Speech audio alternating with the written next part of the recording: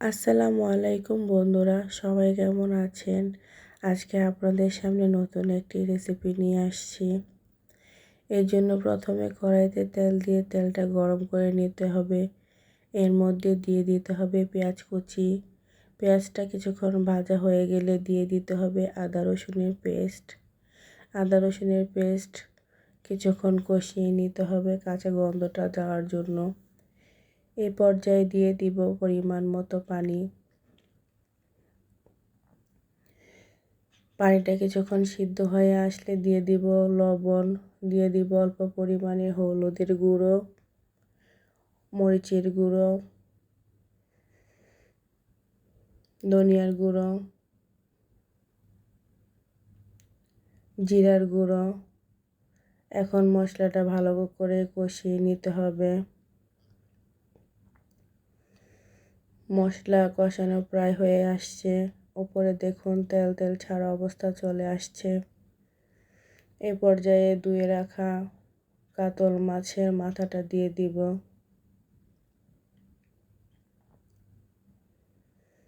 এখন মশলার সাথে মাছটা কিছুক্ষণ কষিয়ে নিব। নেড়েচেড়ে মাছটা কষিয়ে নিয়ে দিয়ে দিব পরিমাণ মতো কিছুটা পানি। এই পর্যায়ে ঢাকনা দিয়ে কিছুক্ষণ মাছটা সিদ্ধ করে নিব।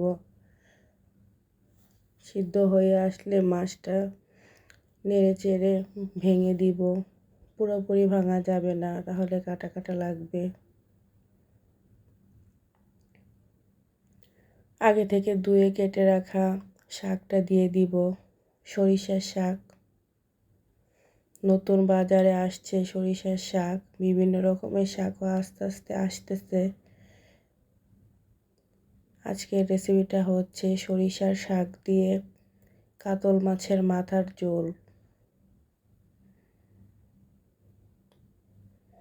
এখন মশলার সাথে শাকগুলো মিশিয়ে নিব। শাকগুলো মিশিয়ে কিছুক্ষণ কষিয়ে নিতে হবে।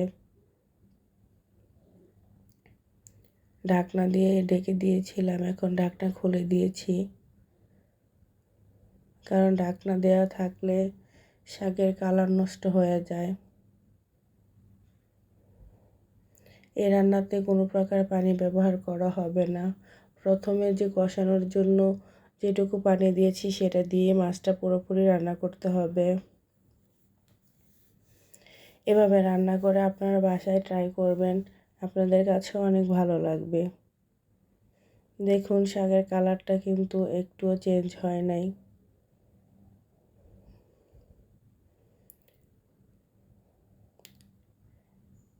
এভাবে সবাই রান্না করে খেয়ে দেখবেন, ভালো লাগবে। এ পর্যায়ে দিয়ে দিয়েছি ধনিয়া পাতা।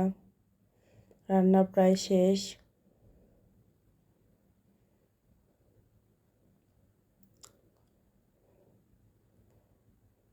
আল্লাহ হাফেজ, সবাই ভালো থাকবেন।